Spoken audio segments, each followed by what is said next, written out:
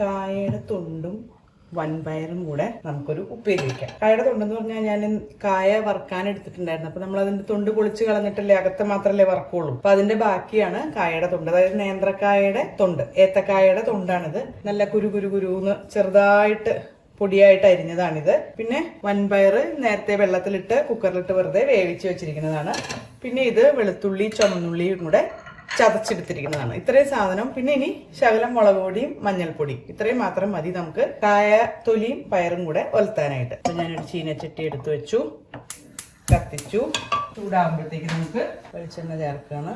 വെളിച്ചെണ്ണ ചൂടാകുമ്പോൾ അതിനകത്തോട്ട് ചതച്ച് വെച്ചിരിക്കുന്ന വെളുത്തുള്ളിയും ചുമന്നുള്ളിയും കൂടെ ചേർത്ത് കൊടുക്കാം. അത് നന്നായിട്ട് മൊരിഞ്ഞ് വരുമ്പോൾ ചതച്ച മുളക് ചേർത്ത് മഞ്ഞൾപ്പൊടിയും ചേർക്കണം. അത്യാവശ്യം വഴണ്ട് വന്നിട്ടുണ്ട്. അപ്പം ഞാൻ തീ നന്നായിട്ട് കുറച്ചു. 1/4 ടീസ്പൂൺ മഞ്ഞൾപ്പൊടിയും ഒരു 1/2 ടീസ്പൂൺ ചതച്ച മുളകും കൂടെ ചേർക്കാം.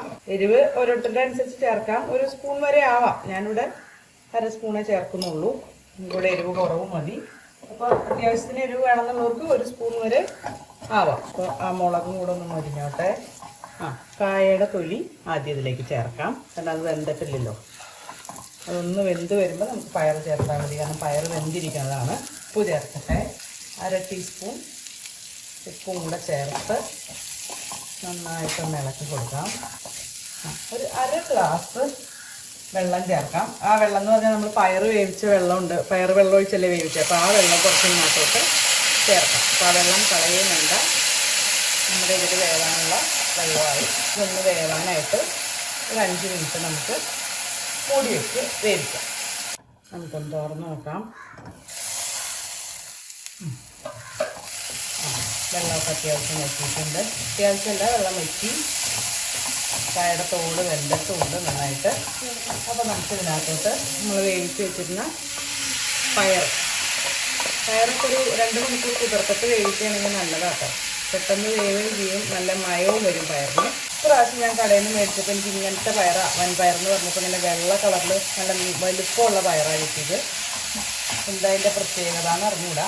രുചിയൊന്നും വ്യത്യാസമില്ല. മറ്റേ വൻപയറിൻ്റെ രുചി തന്നെയാണ്. ചെറിയ തീയിൽ കിടന്ന് ഒന്നും കൂടെ ഒന്ന് നന്നായിട്ട് വലിഞ്ഞ് നമ്മുടെ മുളകും ഉപ്പും ഒക്കെ പയറുമേയും കൂടെ ഒന്ന് പിടിച്ചോട്ടെ. മൊത്തത്തിൽ കറിയൊന്നും വലിഞ്ഞ് വരട്ടെ. ചെറിയ തീയിലിടാം. ഒരു 5 മിനിറ്റായി ഞാൻ ചെറിയ തീയിലിട്ടിട്ട് നന്നായിട്ട് വലിഞ്ഞിട്ടുണ്ട്.